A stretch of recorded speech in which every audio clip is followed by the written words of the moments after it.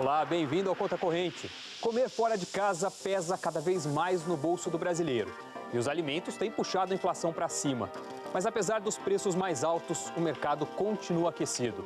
O país tem cerca de 1.200.000 estabelecimentos entre restaurantes e lanchonetes fast food. O setor emprega cerca de 6 milhões de pessoas e movimenta bilhões de reais por ano. Uma parte considerável da nossa economia.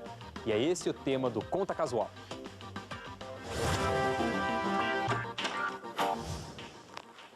Só em 2010, segundo o mais recente levantamento do setor, o mercado de restaurantes movimentou 73 bilhões de reais, uma alta de 12% em relação ao ano anterior. E os números não param de crescer.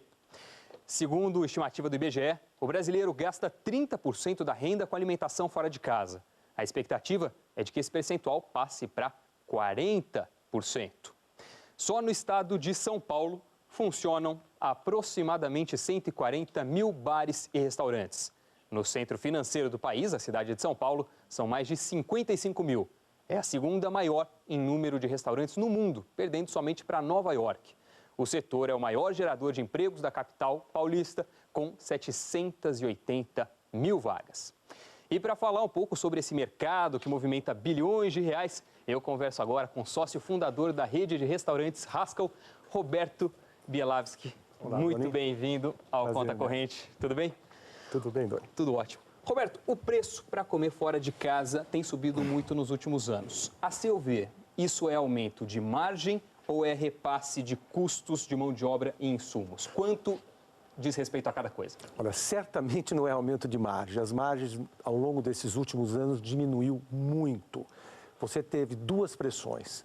O aumento do custo de alimentação e você também teve o aumento do custo de mão de obra, em face do aquecimento que nós tivemos na economia.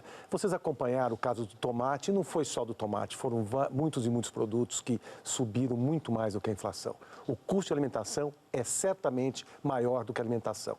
E nesse cenário de inflação, qual que é a estratégia para manter a clientela comendo fora de casa? Você tem que procurar ser o mais racionalizar todos os seus processos, evitar desperdícios. É um mercado muito competitivo.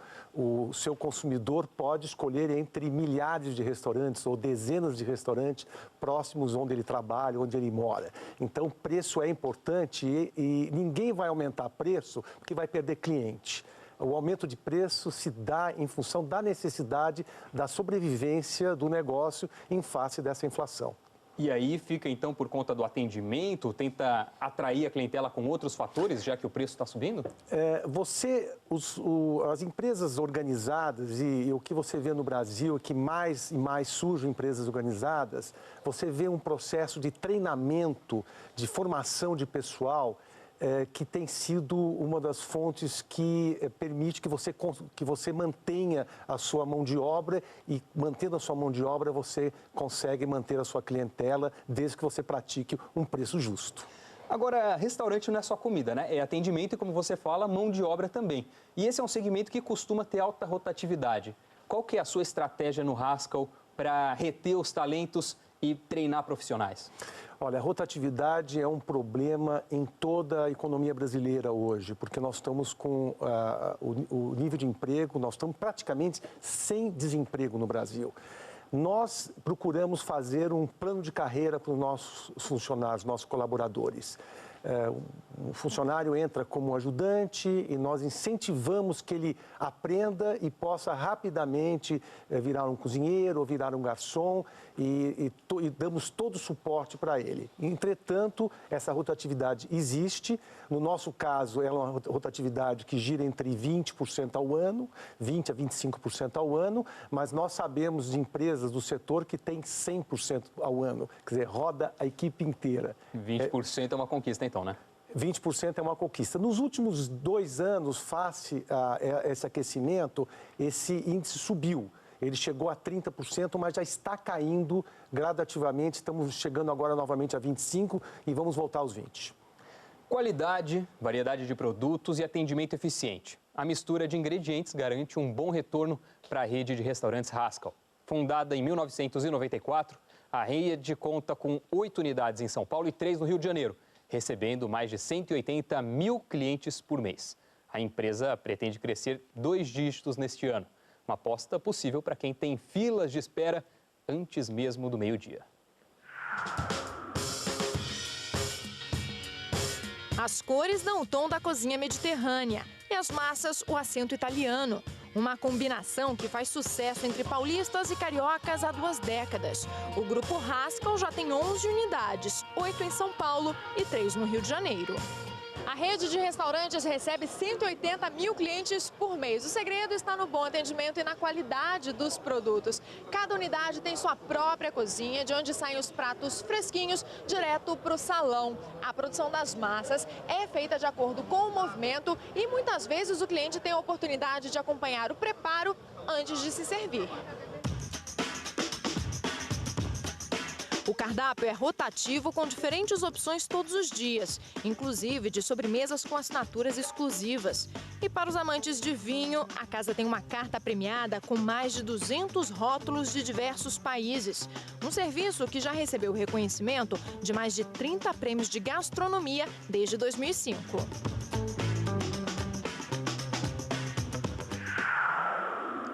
Roberto, como foi o começo da sua trajetória como empreendedor e por que você decidiu apostar nesse segmento de alimentação? A minha trajetória começou há muitos anos atrás. Eu comecei em 1975, quase 40 anos. Eu sou dos mais velhinhos desse setor. Eu era recém-formado na Faculdade de Economia na Universidade de São Paulo e queria fazer um doutoramento fora e precisava recursos econômicos para me sustentar e sustentar a minha futura esposa. Nós casamos em 76. E daí eu comecei um pequeno quiosque no Conjunto Nacional, onde minha mãe morava, meus pais moravam no Conjunto Nacional, e esse quiosque foi a origem de todo o nosso negócio. Pois é, a primeira unidade foi uma do Viena, na Avenida Paulista, no Conjunto Nacional aqui em São Paulo, e virou uma rede com 60 restaurantes. O Haskell você criou há aproximadamente 20 anos e recebe 180 mil clientes por mês em todas as unidades, juntando São Paulo e Rio. Quais foram os maiores desafios de expansão nesse processo? Olha, um dos desafios é a sua capacidade de formar pessoas. Esse é um negócio que exige pessoas qualificadas. Você precisa desenvolver bons fornecedores. Você precisa ter um produto sempre uniforme, o que não é nada fácil. Você vê as dificuldades por causa das estações de chuvas com hortifrutigranjeiros, com legumes, as dificuldades que você tem na importação de carne. Então, é uma série de variáveis que vão interferir no sucesso do seu negócio. E teve algum momento que você pensou em desistir, que você falou, bom, eu cheguei num momento que acho que não consigo mais tocar essa carreira de empreendedor, quero mudar de rumo ou não? Olha, o Plano Cruzado foi muito difícil para aqueles que não viveram esse problema no Brasil, que foi o congelamento de preços. Nós tínhamos filas na porta dos nossos restaurantes de 100 pessoas para esperar para comer. E cada cliente que sentava, nós perdíamos dinheiro, a ponto de, no final do mês, eu ter que recorrer à minha mãe para me emprestar dinheiro para poder pagar as contas. Foi realmente um dos momentos mais difíceis que eu me lembro do nosso negócio. E a Rede Viena você decidiu vender, quando tinha 60 unidades, vendeu para o Grupo International Mill, dono do frango assado. O que pesou na sua decisão naquele momento? Eu percebi que eu queria mudar um pouco o meu estilo de vida. A Viena tinha ficado grande demais, tinham quase 2.000 colaboradores, mais de 60 pontos de venda, e já se falava numa expansão para o Brasil. Aí eu vi que eu queria me dedicar mais à qualidade da comida, uma coisa mais personalizada, feita. O Haskell tem algo de fantástico, que é os alimentos todos serem preparados no próprio restaurante. Não existe central de fabricação de alimentos. Então, você treina as pessoas e você prepara desde o pão, a sobremesa, as massas, os molhos, em cada um dos restaurantes. Isso você poder comer no Haskell, você está comendo uma comida realmente artesanal. Roberto, a gente já volta a conversar.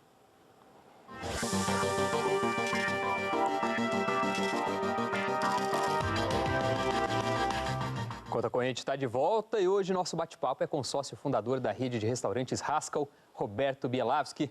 Roberto, as unidades do Haskell são grandes, o movimento é sabidamente alto.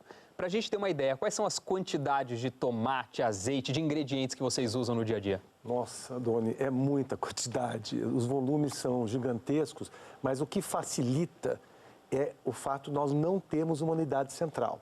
Nós fazemos em cada uma das unidades, senão seria virtualmente impossível fazer até essa qualidade.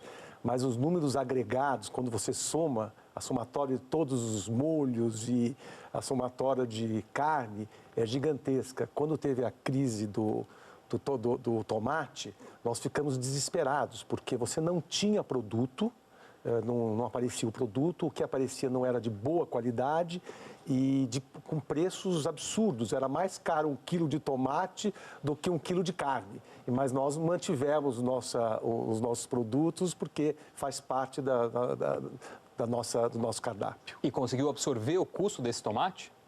Nós perdemos margem, mas isso faz parte de um negócio administrado por sócios. Nós somos 10 sócios no total dentro da empresa e os sócios aceitaram ganhar menos e todos nós recebemos menos lucro durante esse período em função dos aumentos dos produtos. Você citou, mas como que funciona a logística, então, dos produtos do Haskell? A compra é centralizada e só o preparo em cada unidade ou não? A compra é centralizada. O recebimento, uma parte vai para as unidades individualmente, a outra parte vai para um distribuidor logístico que vai entregando em cada uma das unidades. Mas nós temos um escritório da empresa, onde temos um departamento de suprimento e logística. E como que funciona a gestão? Você tem uma equipe de administradores profissionais ou você ainda coloca a mão na massa, olha a planilha financeira?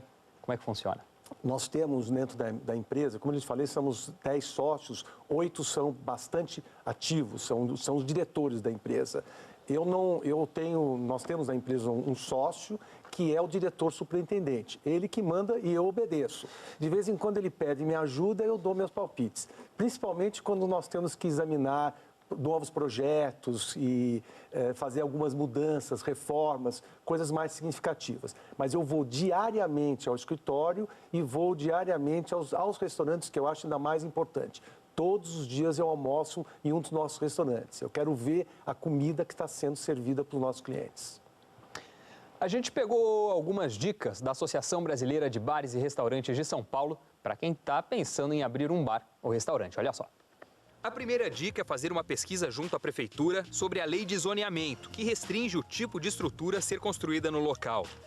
A segunda é pesquisar o público-alvo e saber se o público local pode se encaixar no perfil de clientes que quer ter e o que deve fazer para conquistá-lo. A terceira dica tem a ver com a comodidade e o conforto dos seus clientes.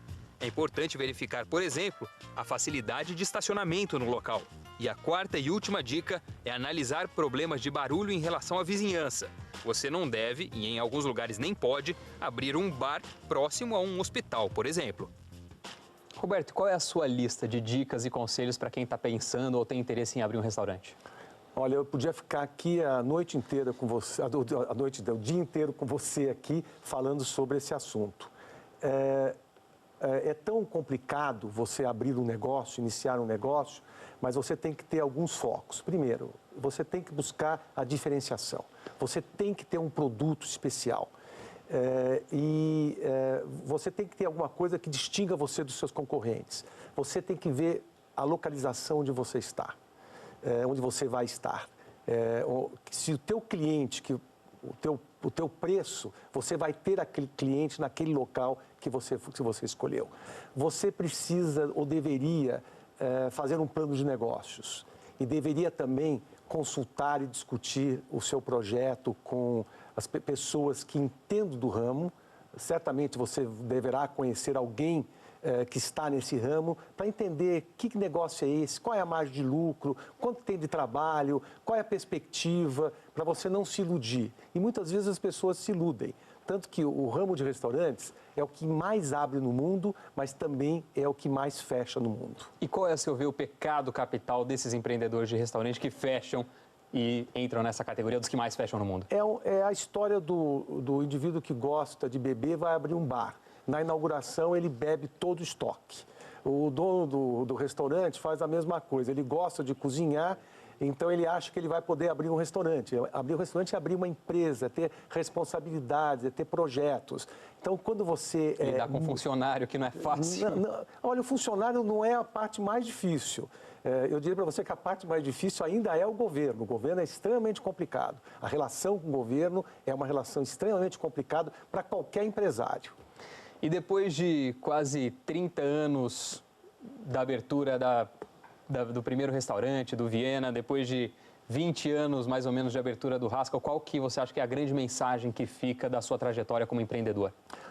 Eu diria que é um negócio difícil. O empreendedorismo fazer empreendedorismo é uma decisão importante. Não é todo mundo que pode ser empreendedor. Muitas pessoas gostariam de ser empreendedor, mas o empreendedor é um bicho diferente. Ele ele olha o mundo de uma maneira diferente. Ele é um indivíduo capaz de aceitar riscos que a maior parte das pessoas não aceitam. É muito duro você ser empreendedor e ter que trabalhar 16 horas por dia, não ter sábado, não ter domingo, não ter feriado. E isso foi uma parte da minha trajetória. Hoje já não estou mais nessa etapa, porque já temos uma empresa muito bem organizada, mas por muitos anos a família sofreu muito pelo tempo que eu tinha que me dedicar aos negócios. Tá certo, Roberto. O Conta Corrente fica por aqui. Roberto Bielavski, obrigado por sua presença hoje. Obrigado, Doni. A você em casa, muito obrigado pela companhia e até mais.